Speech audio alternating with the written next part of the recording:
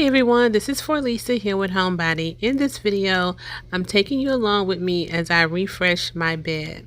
So I'm going to be sharing with you where all the items came from, starting with this waterproof bed padding, which came from Ross.